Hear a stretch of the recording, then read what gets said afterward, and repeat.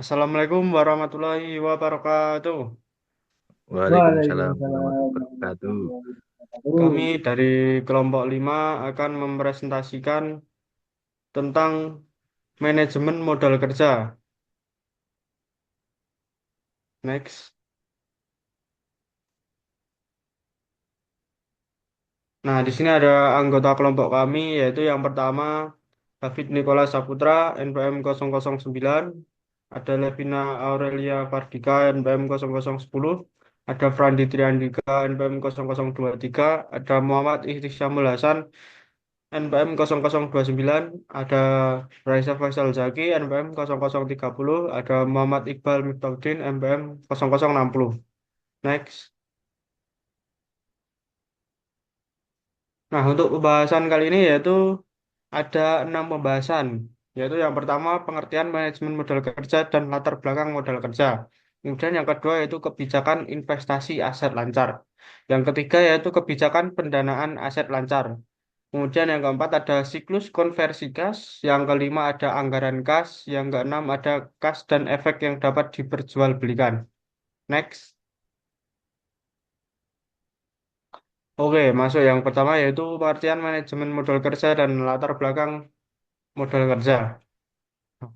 Manajemen modal kerja sendiri yaitu proses perencanaan, pengelolaan, dan pengendalian aset lancar, kewajiban lancar perusahaan agar kegiatan operasional sehari-hari dapat berjalan lancar dan efisien.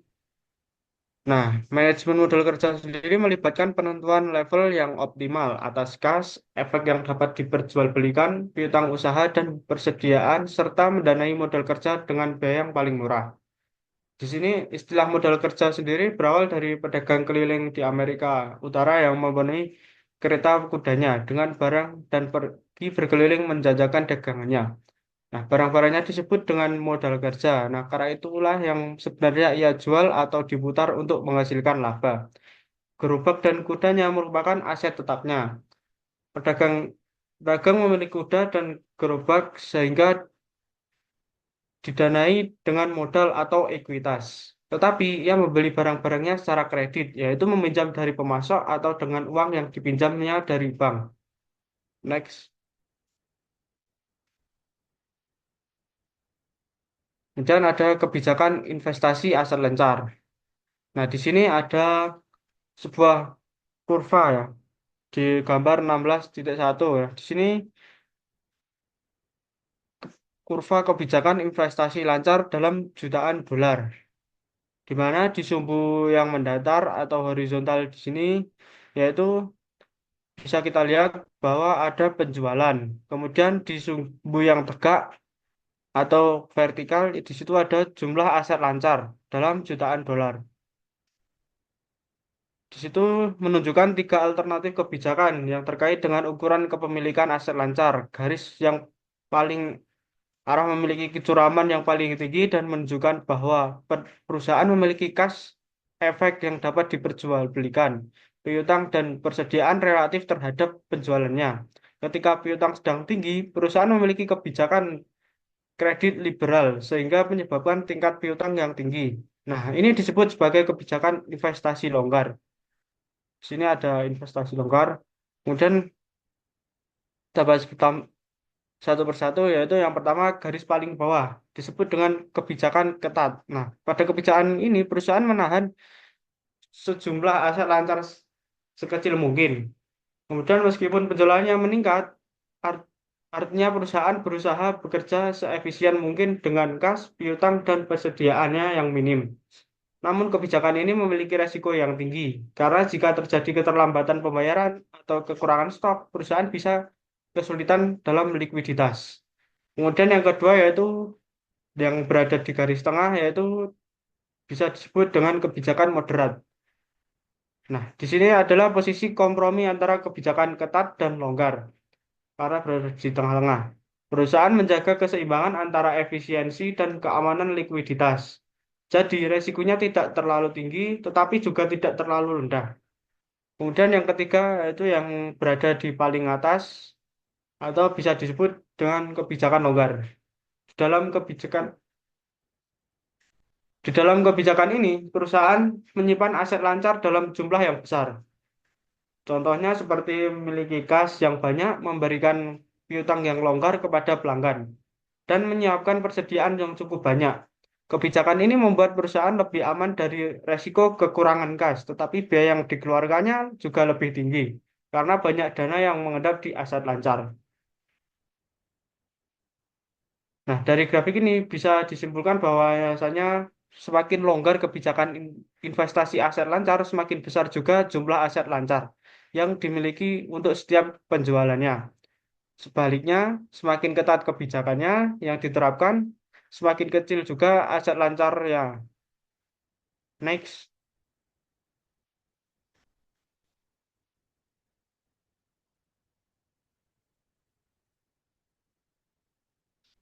Kemudian ada latar belakang modal kerja. Yang pertama yaitu modal kerja. Aset lancar seringkali disebut modal kerja karena aset ini berputar yaitu digunakan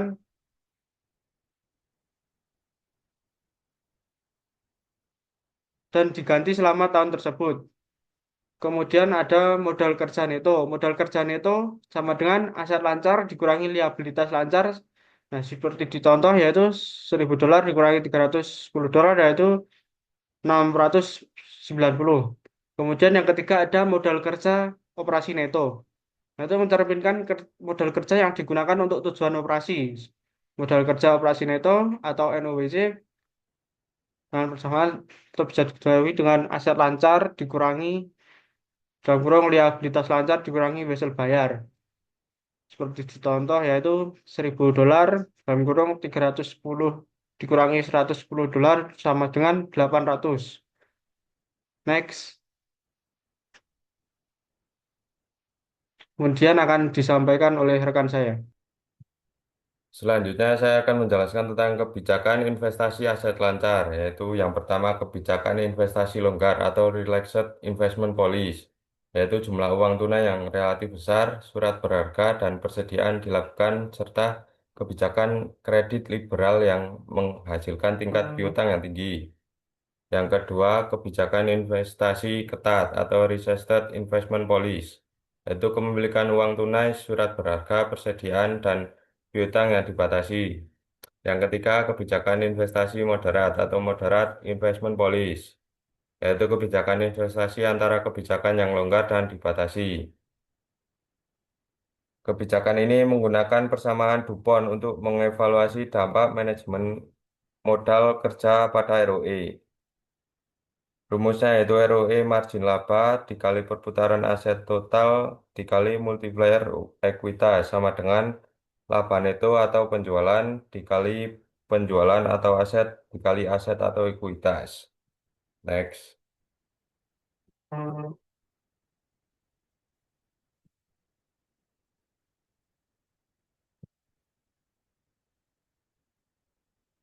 Dan selanjutnya ada kebijakan pendanaan aset lancar. Kebijakan pendanaan aset lancar atau current asset financing policy yaitu cara yang menunjukkan kebiayaan aset. Investasi pada aset lancar harus didanai dan sumber utama dana tersebut meliputi pinjaman bank, kredit dari pemasok atau utang usaha, liabilitas akrual, utang jangka panjang, dan ekuitas biasa. Yang pertama, pendekatan penyesuaian waktu jatuh tempo, yaitu kebijakan pembiayaan yang sesuai dengan jatuh tempo aset dan liabilitas, yaitu kebijakan moderat. Ada dua faktor yang menghalangi tercapainya penyesuaian waktu jatuh tempo yang tepat. Yang pertama, terdapat ketidakpastian tentang umur aset. Yang kedua, sebagian ekuitas biasanya harus digunakan dan ekuitas biasa ini tidak memiliki waktu jatuh tempo. Yang kedua, pendekatan agresif. Yaitu alasan diterapkannya kebijakan yang agresif adalah untuk mengambil keuntungan dari fakta bahwa kurva imbal hasil pada umumnya akan menanjak, sehingga tingkat bunga jangka pendek biasanya lebih rendah daripada tingkat bunga jangka panjang. Yang ketiga ada pendekatan konservatif, dan yang keempat ada memilih pendekatan yang tepat. Next. Nah, selanjutnya itu ada siklus konversi kas, yaitu proses membeli atau memproduksi persediaan, menyimpannya sementara lalu menjualnya dan menerima kas. Proses ini disebut siklus konversi kas atau Cash Conversion Cycle atau CCC. Untuk menghitung target siklus konversi kas yaitu yang pertama periode konversi persediaan atau inventory conversion period, yaitu waktu yang dibutuhkan untuk menjual persediaan sejak pertama kali dibeli dan atau diproduksi. Yang kedua, periode penerimaan rata-rata atau average collection period, waktu rata-rata yang dibutuhkan perusahaan untuk menerima pembayaran dari pelanggan setelah penjualan kredit. Yang ketiga, ada periode penangguhan utang atau payables deferral period, yaitu waktu yang diberikan oleh pemasok pada perusahaan untuk membayar pembelian barang atau bahan baku. Next, yang selanjutnya akan dijelaskan oleh teman saya.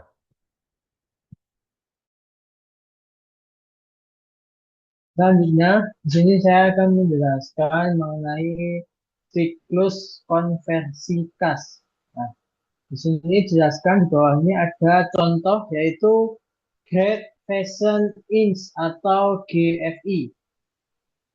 Nah, bahwasanya di contoh tersebut dijelaskan bahwasanya membeli pakaian senilai $100.000 setiap awal bulan.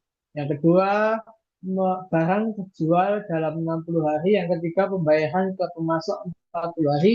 Yang keempat, pelanggan membayar dalam 60 hari.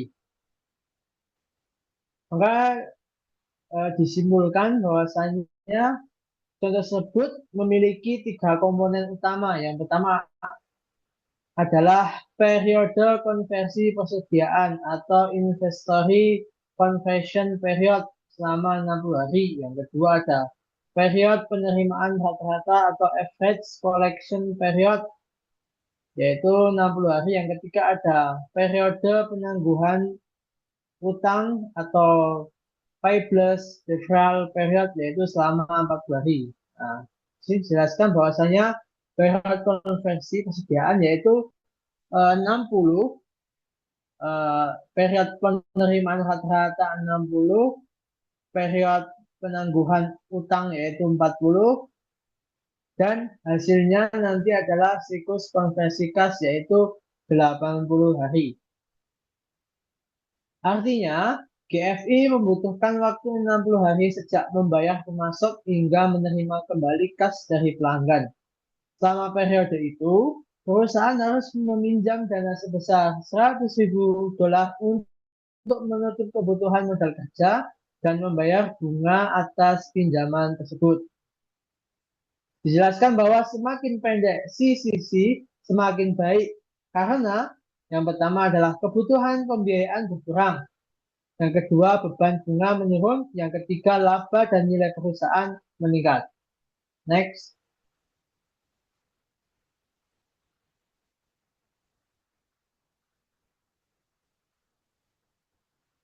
Nah, di sini uh, dijelaskan bahwa menghitung siklus konversi kas dari laporan keuangan, yaitu dalam praktek siklus konversi kas atau CCC dihitung dari data laporan keuangan, bukan hanya teori. Nilai aktual biasanya berbeda karena faktor seperti keterlambatan pengiriman, penjualan yang melambat, atau pelanggan yang menunda pembayaran. Nah, di sini dijelaskan pada gambar 16.3. Next.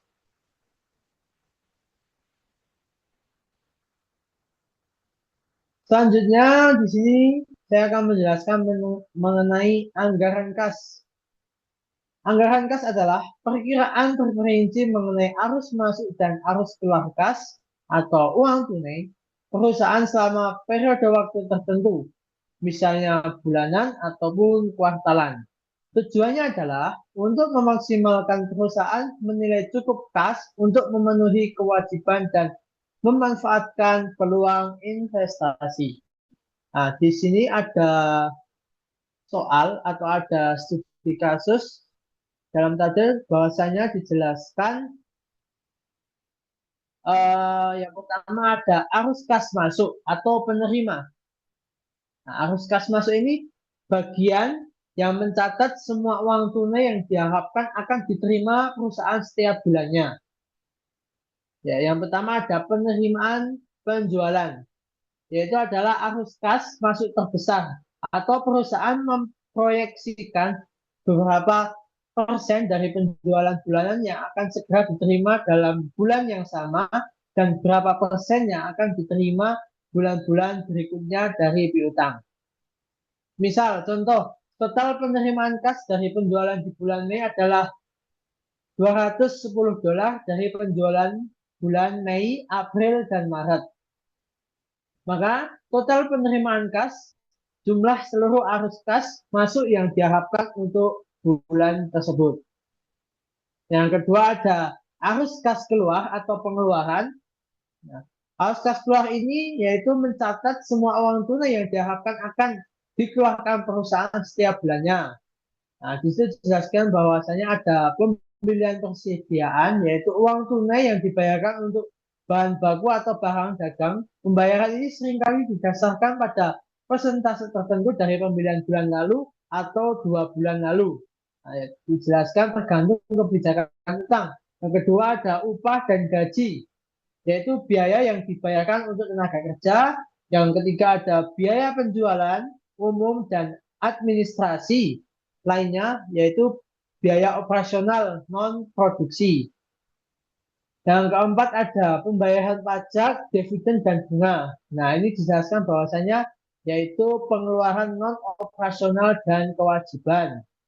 Dan terakhir ada total pengeluaran kas, yaitu jumlah seluruh arus kas keluar yang diharapkan untuk bulan tersebut. Yang ketiga ada keseimbangan kas akhir atau net cash flow. Bagian ini menggabungkan penerimaan dan pengeluaran untuk menentukan posisi kas perusahaan. Yang pertama, di situ ada arus kas bersih atau net cash flow, dihitung dengan mengurangi total pengeluaran kas dari total penerimaan kas. Contoh, dijelaskan bahwasanya di bulan Mei arus kas bersih adalah 13 atau defisit. Artinya pengeluaran lebih besar dari penerimaan. Yang kedua ada saldo kas awal, yaitu saldo kas dari akhir bulan sebelumnya. Yang ketiga ada saldo kas sementara, saldo kas awal ditambah arus kas bersih. Yang keempat ada pinjaman yang dibutuhkan.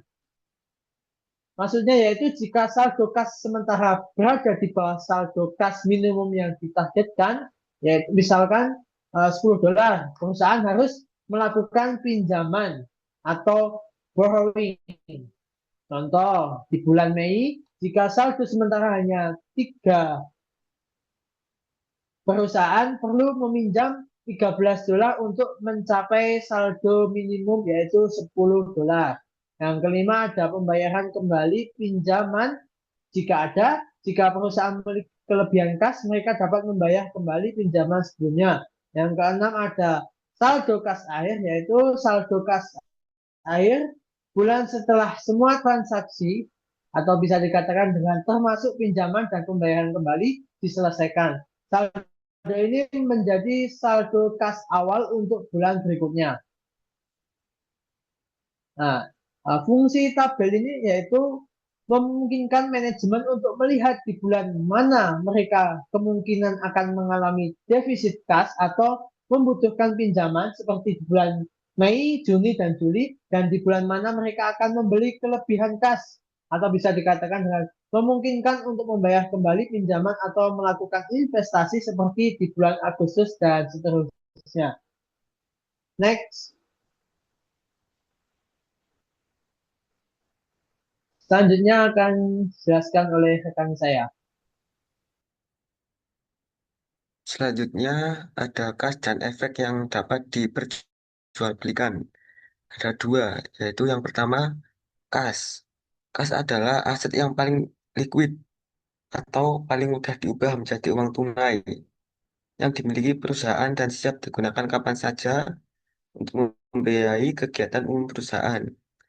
Yang kedua ada efek yang dapat diperjualbelikan. Efek memiliki perusahaan milik perusahaan yang dapat diperjualbelikan dapat dibagi menjadi dua kategori. Yang pertama, ada efek jangka pendek operasi, dan yang kedua, ada efek jangka pendek lainnya. Saya akan menjelaskan yang pertama terlebih dahulu, yaitu efek jangka panjang operasi. Ini biasanya adalah efek jangka operasi, biasanya adalah investasi yang dilakukan untuk tujuan operasional atau manajemen kas. Contoh biasa berupa kelebihan kas yang diinvestasikan sementara untuk memastikan likuiditas tanpa tetap terjaga sambil menghasilkan pendapatan minimal. Yang kedua, efek jangka pendek lainnya. Efek jangka pendek yang dibeli bukan untuk tujuan operasional, melainkan biasanya untuk memanfaatkan peluang besar atau menghasilkan laba yang lebih tinggi dari kelebihan dana yang tidak dibutuhkan segera. Secara umum, bagian ini membahas tentang investasi jangka pendek yang sangat likuid yang dimiliki oleh perusahaan dan bagaimana investasi tersebut diklasifikasikan dalam laporan keuangan. Next.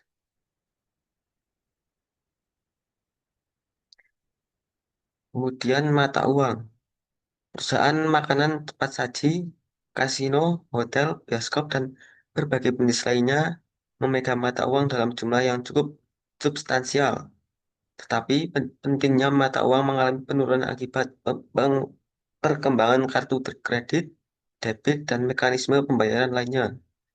Perusahaan seperti McDonald's perlu akan meningkatkan biaya modal dan ancaman perampokan. Setiap perusahaan akan memutuskan tingkatnya yang optimal. Tetapi bagi perusahaan retail sekalipun, mata uang biasanya mencerminkan sebagian kecil dari total kas yang dipegang. Next.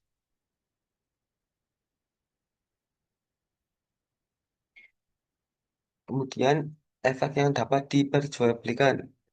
Menjelaskan bahwa efek yang dapat diperjualbelikan merupakan instrumen keuangan jangka pendek yang dimiliki perusahaan untuk menjaga likuiditas dan fleksibilitas kas. Efek ini mudah dijual kembali dengan cepat dan pada harga yang sudah diketahui, sehingga berfungsi sebagai cadangan dana saat perusahaan membutuhkan kas tambahan. Banyak perusahaan besar seperti Microsoft, Apple, dan Cisco Systems menyimpan sebagian besar dananya dalam bentuk kas dan efek jangka pendek karena dianggap aman dan liquid. Namun, kepemilikan efek ini melibatkan pertimbangan antara risiko dan pengambilan, atau bisa disebut trade-off.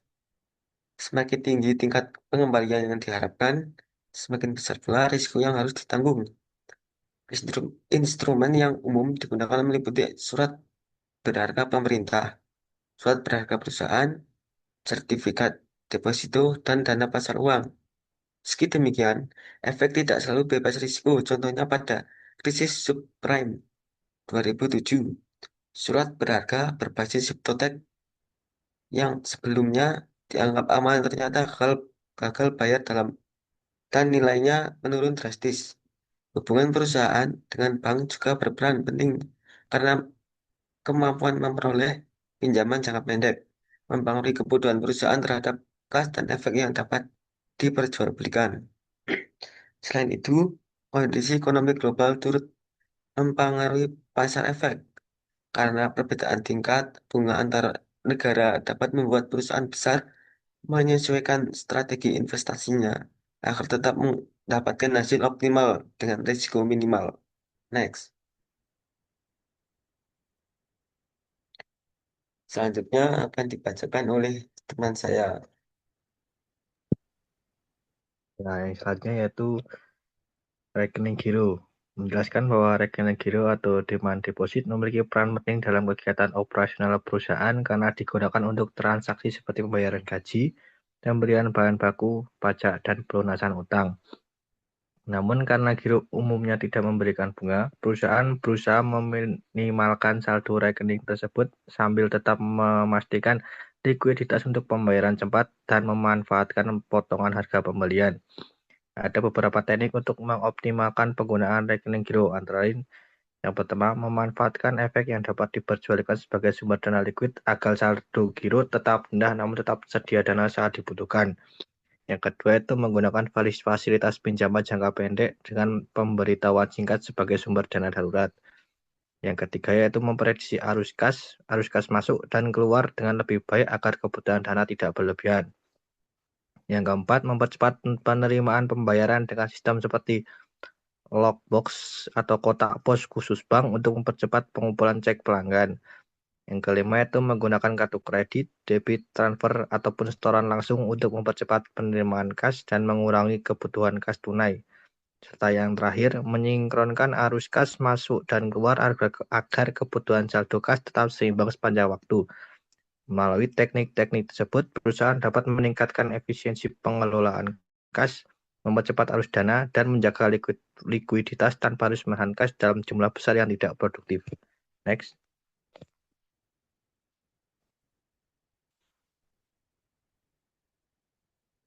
Yaitu definisi dan tujuan efek yang diperjualbelikan surat berharga adalah instrumen yang digunakan perusahaan untuk mengkoordinasikan asetnya perusahaan, membelinya untuk menginvestasikan kelebihan kas, dan menjualnya untuk membiayai operasi untuk menutupi kebutuhan kas baru.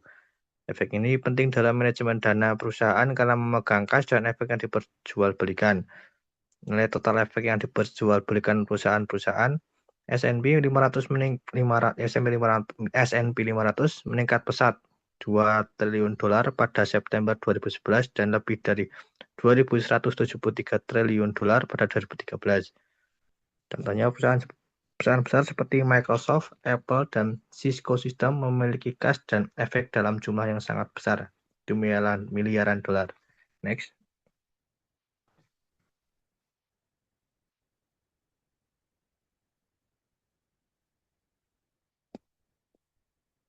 Simpulannya yaitu manajemen modal kerja merupakan aspek penting dalam pengelolaan keuangan perusahaan karena berhubungan langsung dengan likuiditas, profitabilitas, dan keberlangsungan operasional.